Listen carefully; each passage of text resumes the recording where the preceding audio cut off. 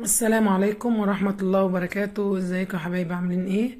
اللهم صل وسلم وبارك على سيدنا محمد وعلى آله وصحبه وسلم. حبايب قلبي في كل مكان، صلوا بينا على النبي وادعمونا بلايك واشتراك في القناة عشان يوصلكوا كل جديد. ان شاء الله يا حبايب قلبي النهاردة هنعمل صينية البيتزا بطريقة اكتر من رائعة هتعجبكم جدا.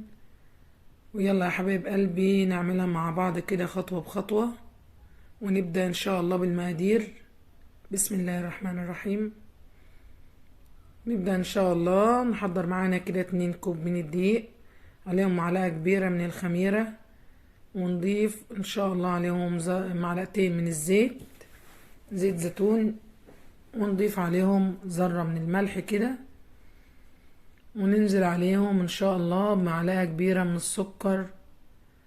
وآخر حاجة معانا الروزماري معلقة، واللبن أو الحليب، مفيش حليب يبقى معلقتين من الدقيق اللبن بودرة، عليهم نص كوباية مية.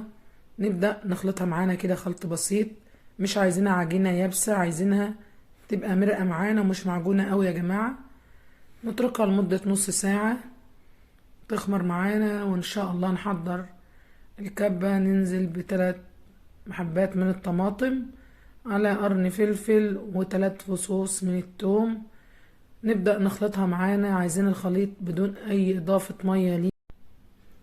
ننزل إن شاء الله بالخليط يا حبايب قلبي في طاسة كده، نضيفها عليها معلقتين من الزيت. ننزل بالخليط كله معانا في الطاسة على النار، ونبدأ إن شاء الله على نار هادية.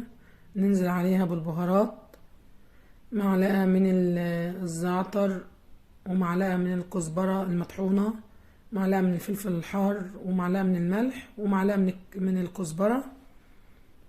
ونقلب، نسيب الخليط كده على النار هادية. ما شاء الله ريحته بالزعتر تحفة.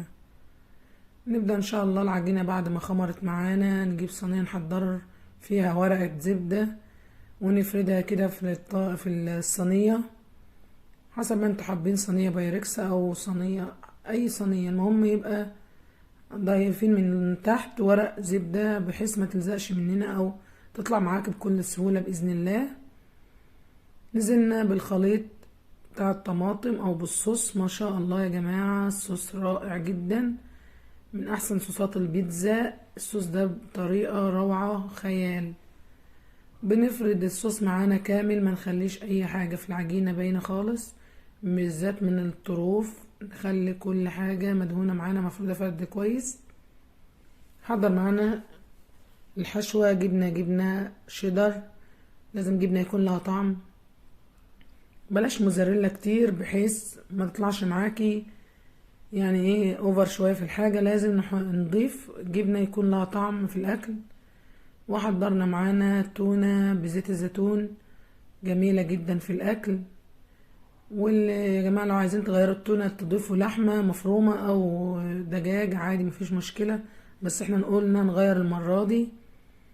شكلنا فلفل الوان معانا اللي هو الفلفل الحلو، قطعناه حلقات كده رقيقة خالص. وجبنا فلفل حار معانا قرن كويس، وبدأنا مقطعينه برضو بشرايح، ونزلنا كله يا حبايب قلبي، فردناه معانا على الصينية كده، وزعنا كل حاجة على الصينية. ما شاء الله جميلة جدا هتعجبكم.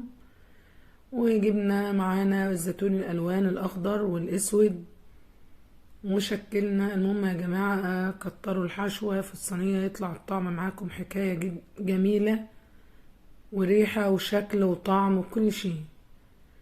وبدأنا ننزل عليها بقية الجبنة الشيدر معانا، محطتش خالص الا ضفت ليها جبنة موزاريلا، حاجة بسيطة جدا. وبكده يا حبايب قلب الصينية ما شاء الله ندخلها الفرن على درجة حرارة 180 على الشعلة اللي في الوسط. ما شاء الله طلعة تحفة، ريحة يا جماعة كانت مخلية المكان كله كأنك في محل بيتزا او في مطعم بيتزا نضيف جدا. بيتزا طالعة جميلة، وطعم بقى حكاية من الاخر.